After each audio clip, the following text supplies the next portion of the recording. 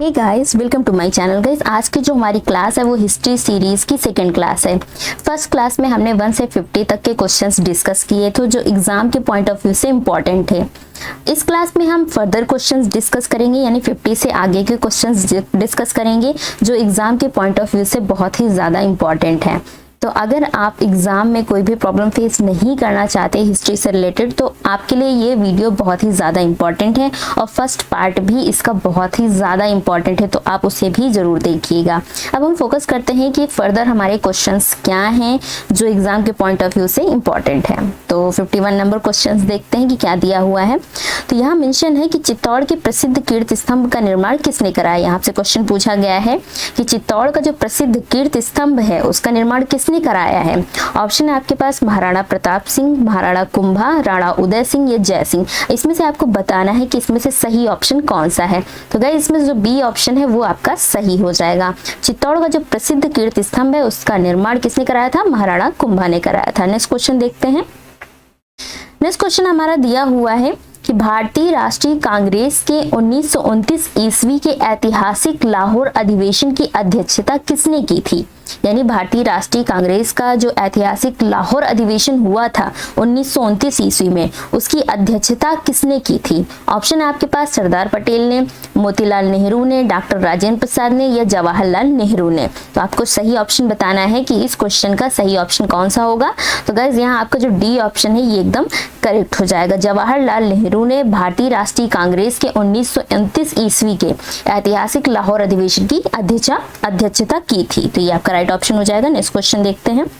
Next question दिया हुआ है कि निम्न में से किस विश्वविद्यालय की स्थापना 1857 ईस्वी में हुई थी। यहाँ आपको बताना है, ये 4 ऑप्शन दिए हुए हैं। दिल्ली विश्वविद्यालय, कलकत्ता विश्वविद्यालय, इलाहाबाद विश्वविद्यालय, पंजाब विश्वविद्यालय। आपको राइट ऑप्शन बताना है, तो आप कमेंट करके बता सकते हैं कि इसमें से कौन सा राइट ऑप्शन है, और बाद में आप एनालाइज भी कर सकते हैं कि इनमें से कितने क्वेश्चन आप कर पा रहे हैं। अगर आप ज्यादा क्वेश्चन कर पा रहे हैं इसका मतलब आपकी अच्छी तैयारी है। तो यहाँ जो आपका राइट ऑप्शन हो जाएगा वो बी हो जाएगा। जो कलकत्ता विश्वविद्यालय है उस विश्वविद्यालय की स्थापना कब हुई थी, 1857 ईस्वी में हुई थी। तो यहाँ आपका बी राइट ऑप्शन है। नेक्स्ट क्वेश्चन देखते हैं।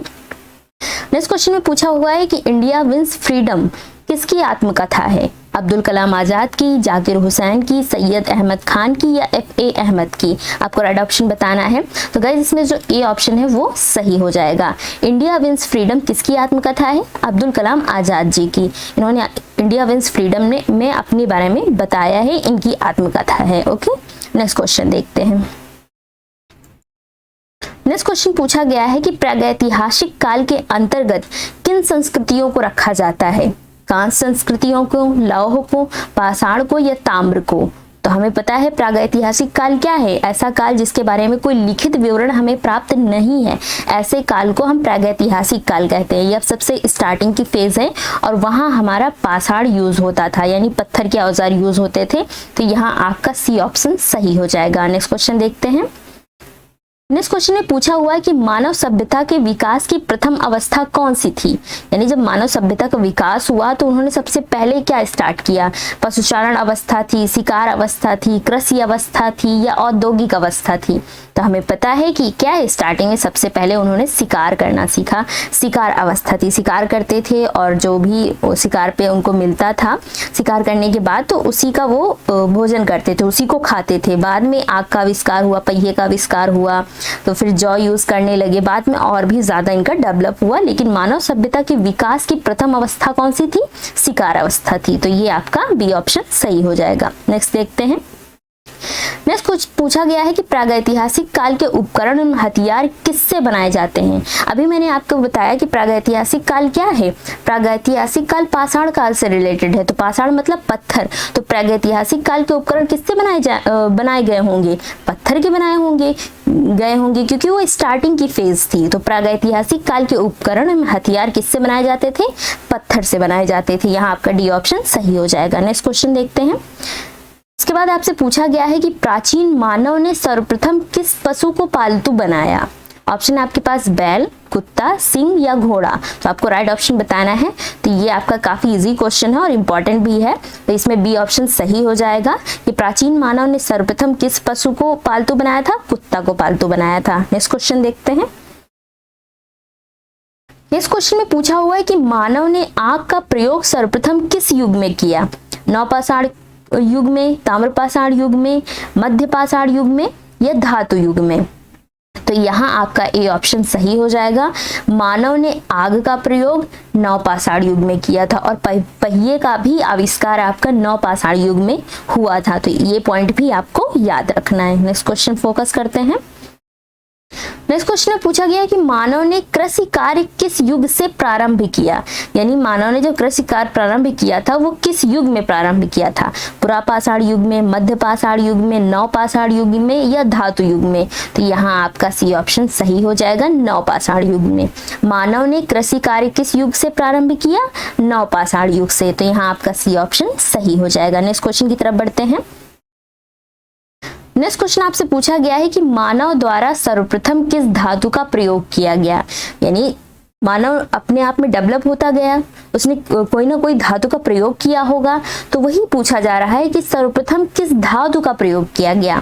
कांसे का प्रयोग किया गया, तांबे का प्रयोग किया गया, लोहे का प्रयोग किया गया या चांदी का प्रयोग किया गया? तो यहाँ आपका बी ऑप्शन सही हो जाएगा। मानव द्वारा सर्वप्रथम किस धातु का प्रयोग किया गया था? तांबे का प्रयोग किया गया था। और लोहा का प्रयोग कब आता? उत्तर वैदिक काल में। जब उत्तर वैदिक काल में हम आते हैं तब लोहे का आविष्कार हुआ था।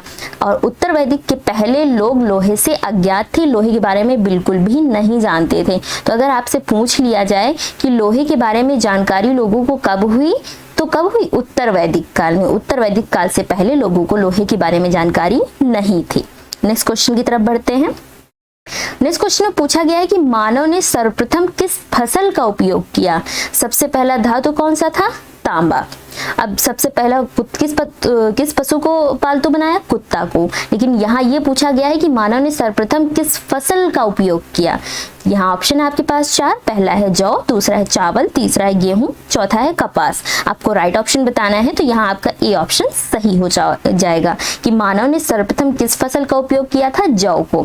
लेकिन अगर यही आपसे पूछ लिया जाए कि जौ का प्राचीन नाम क्या था, यानी जो प्राचीन मानव थे वो जौ को जौ तो नहीं बोलते थे, वो इसे किसी और अन्य नाम से जानते थे। तो अगर आपको इसका प्राचीन नाम पूछ लिया जाए तो इसका प्राचीन नाम आपका हो जाएगा यौ। जौ को प्राचीन भाषा में क्या कहते थे?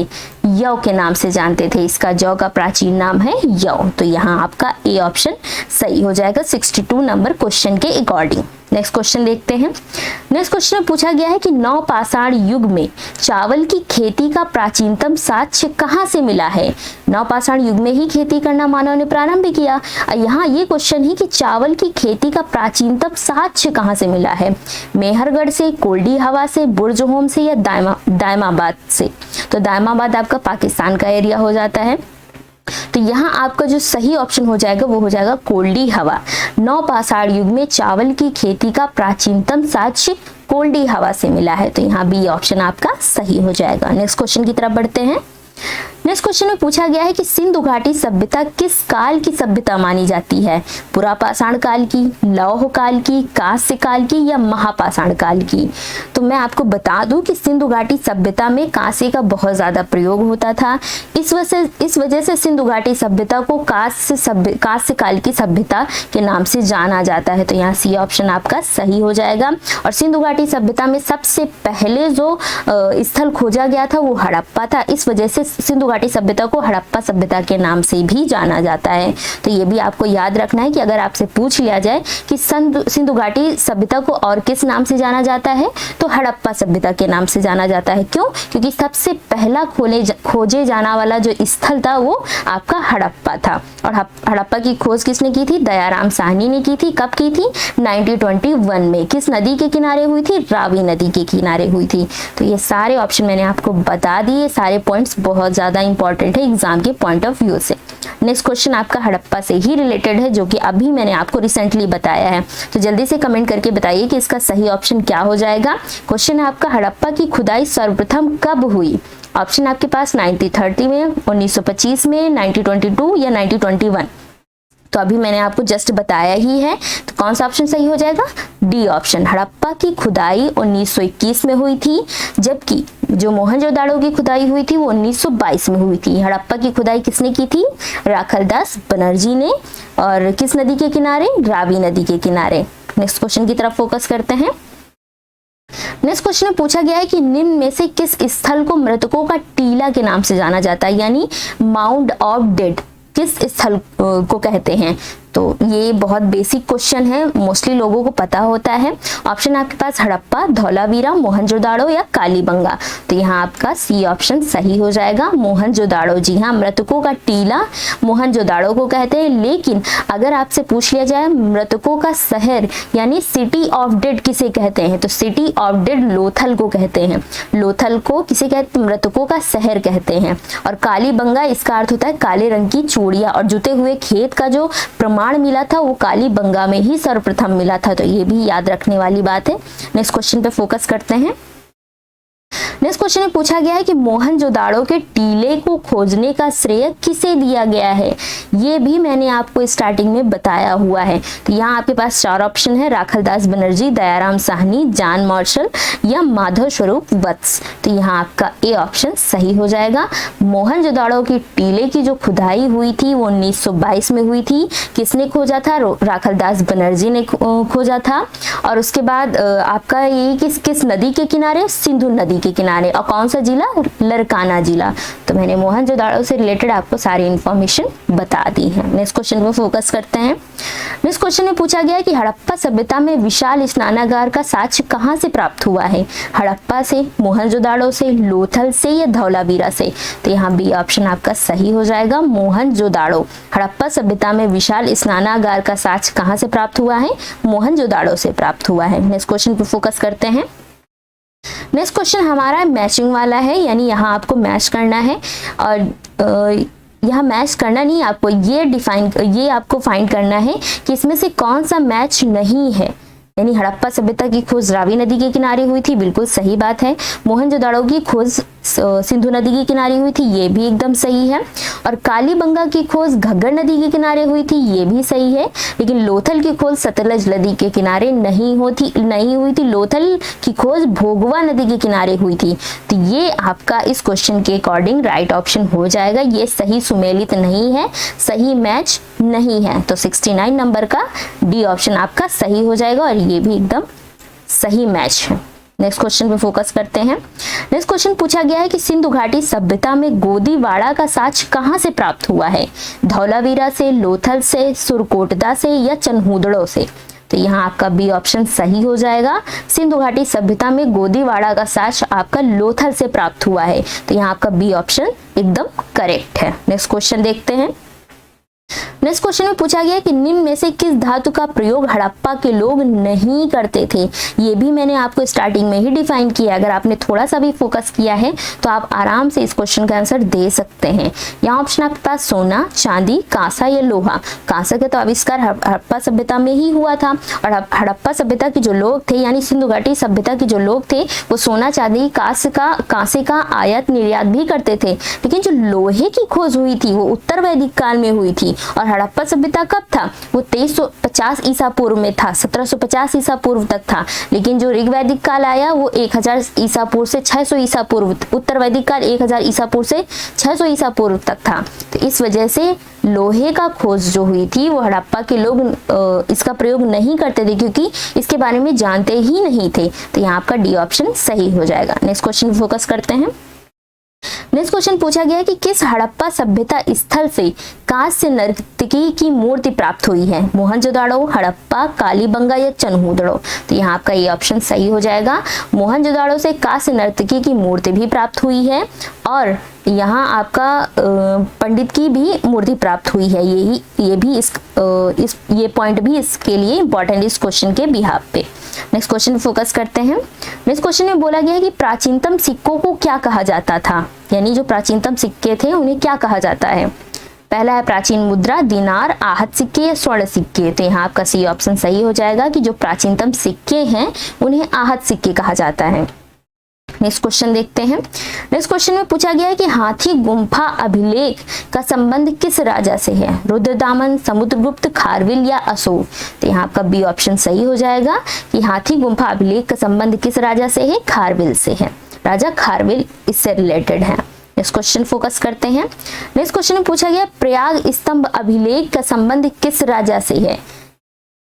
इस क्वेश्चन को मैंने हिस्ट्री सीरीज का जो फर्स्ट पार्ट था उसमें मैंने डिफाइन किया हुआ है। अगर आपने उसे देखा हुआ है तो आप आराम से बहुत आसानी से इसका आंसर बता सकते हैं। तो यहाँ आपका सही ऑप्शन हो जाएगा समुद्रगुप्त। प्रयाग स्तंभ अभिलेख का जो संबंध है वो समुद्रगुप्त है, और समुद्रगुप्त को किसकी उपाधि दी गई थी? भारतीय नेपोलियन की उपाधि दी गई थी। समुद्रगुप्त को भारतीय नेपोलियन के नाम से भी जाना जाता है। नेक्स्ट क्वेश्चन देखते हैं, सर्वप्रथम सिक्कों पर लेख लिखने का कार्य किसने किया? यानी गुप्तकालीन शासकों ने, मौर्यकालीन शासकों ने, यवन शासकों ने, या इनमें से किसी ने भी नहीं? तो यहाँ आपका सी ऑप्शन सही हो जाएगा। सर्वप्रथम सिक्कों पर लेख लिखने का कार्य आपके यवन शासकों ने स्टार्ट किया था। यवन शासक ही सर्वप्रथम सिक्कों पर लेख लिखने लगे थे। नेक्स्ट क्वेश्चन देखते हैं। नेक्स्ट क्वेश्चन में पूछा गया है कि गर्तावास के साक्ष्य कहाँ से मिले हैं? बुर्जहोम से, चेचर से, लोथल से, या रोपड़ से? तो यहाँ ए ऑप्शन आपका सही हो जाएगा। गर्तावास के जो साक्ष्य हैं वो बुर्जहोम से मिले हैं, जो कि कश्मीर में है। तो ए ऑप्शन सही है। नेक्स्ट क्वेश्चन देखते हैं, जुते हुए खेत के साक्ष्य कहाँ से मिले हैं? लोथल से, कालीबंगा से, हड़प्पा से, या चनहूदड़ो से? तो गाइज यहाँ आपका बी ऑप्शन सही हो जाएगा।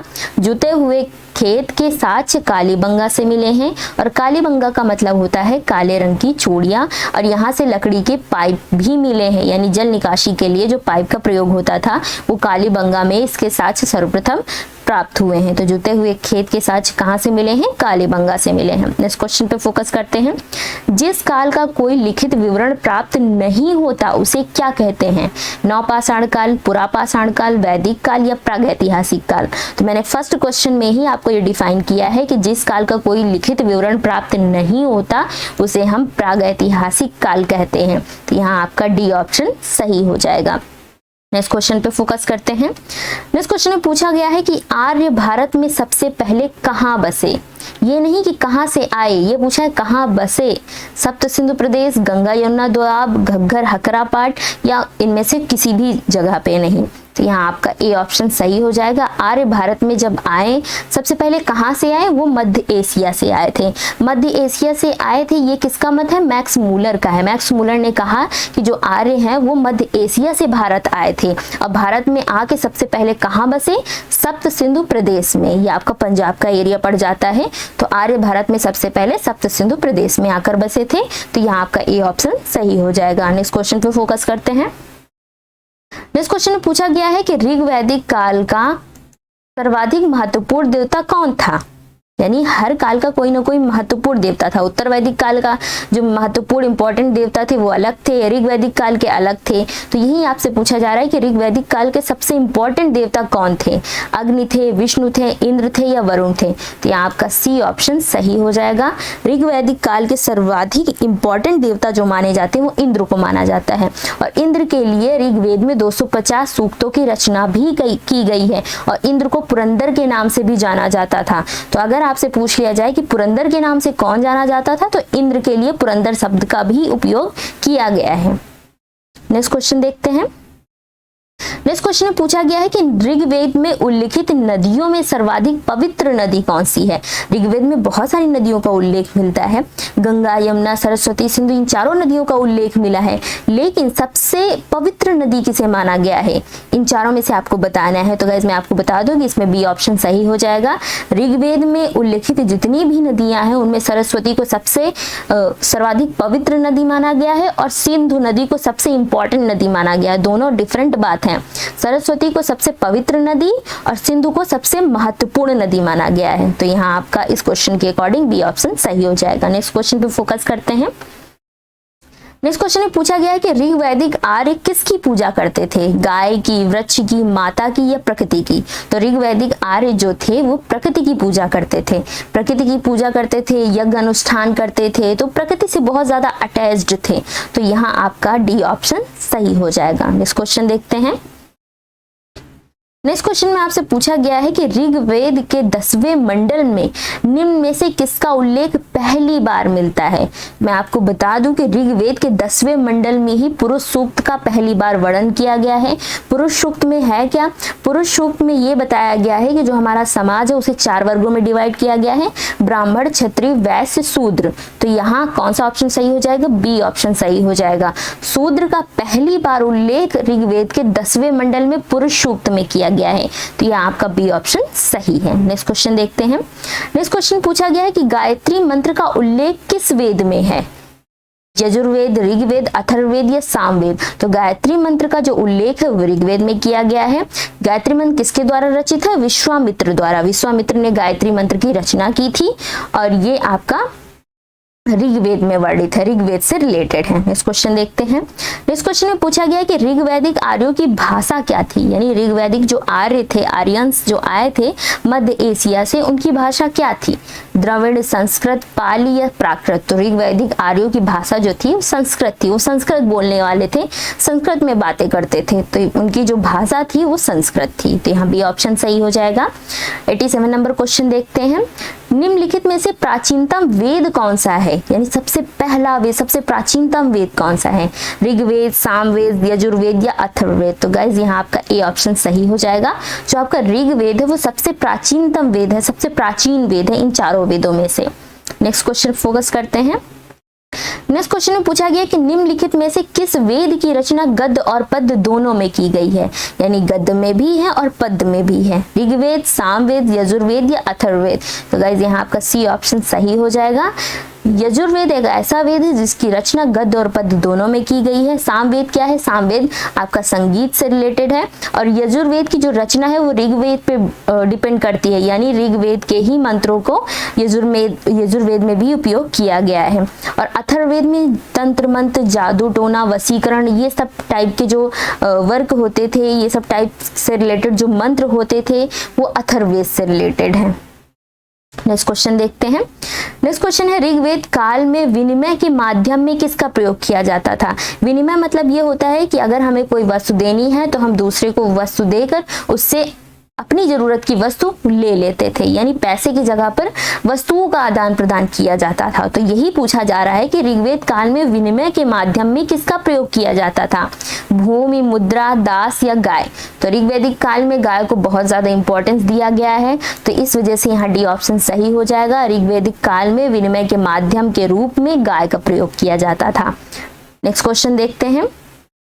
नेक्स्ट क्वेश्चन है ऋग्वैदिक काल की सबसे प्राचीन राजनीतिक संस्था कौन थी? यानी जो सभा समिति है इसका सर्वप्रथम जो बताया गया है इसको जो जिसके बारे में एक्सप्लेन किया गया है वो आपका अथर्ववेद में है। यानी सभा और समिति के बारे में आपको जानकारी अथर्ववेद से मिलती है। लेकिन ऋग्वैदिक काल की सबसे प्राचीनतम राजनीतिक संस्था कौन थी? विदत थी। यहाँ सी ऑप्शन आपका सही हो जाएगा। विदत सबसे प्राचीनतम राजनीतिक संस्था है। यहाँ आपका सी ऑप्शन सही है। नेक्स्ट क्वेश्चन देखते हैं। नेक्स्ट क्वेश्चन में पूछा गया है कि निम्न में से कौन सा युग्म सम्मिलित नहीं है? यानी 4 ऑप्शन दिए हुए हैं जिसमें से 3 एकदम करेक्ट आपके मैच्ड हैं और एक ऐसा है जो अनमैच है, यानी सही मैच नहीं है, वही आपको फाइंड आउट करना है।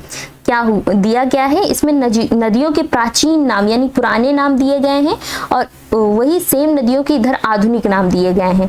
तो आपको देखना है कि कौन सा ये कौन सा गलत। तो वितस्ता जो प्राचीन नाम था उसका स्टार्ट अभी जिस नाम से हम लोग जानते हैं वो झेलम है, यानी जो झेलम नदी है उसका प्राचीन नाम वितस्ता ही था। तो ये एकदम करेक्ट है।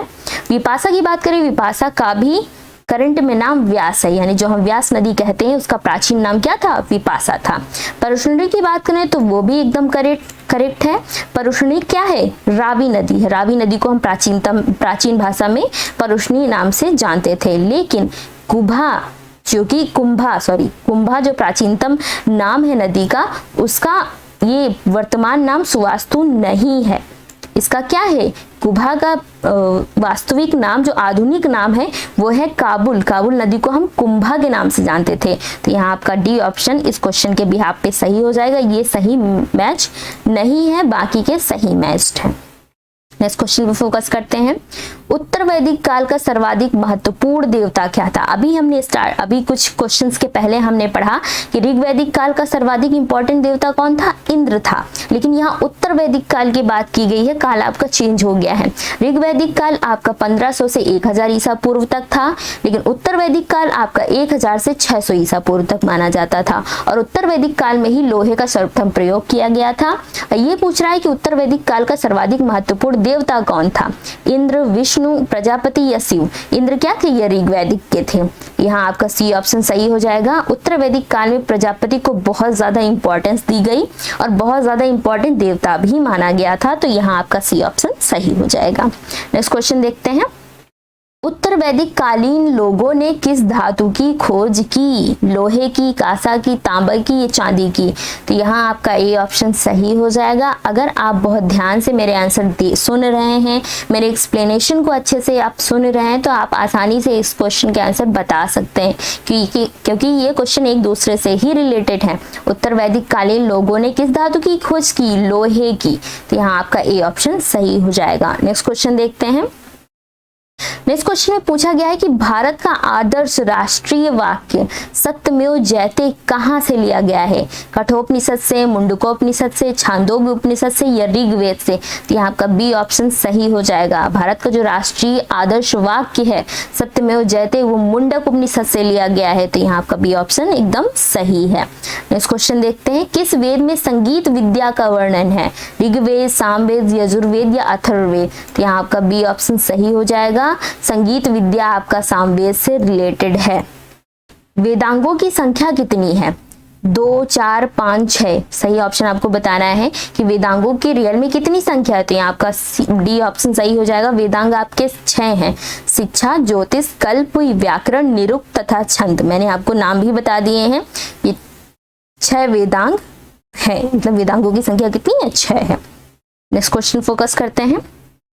इस क्वेश्चन में पूछा गया कि भारतीय पुराणों की संख्या कितनी है? यानी जो पुराण है, इंडियन भारतीय पुराण, उनकी संख्या कितनी है? 18, 108, 111 या 28? तो हमें पता है पुराण कितने होते हैं? 18 पुराण होते हैं, तो यहाँ आपका ए ऑप्शन सही हो जाएगा। नेक्स्ट क्वेश्चन देखते हैं। नेक्स्ट क्वेश्चन में पूछा गया कि निम्नलिखित में से किसे धर्मशास्त्र भी कहा जाता है?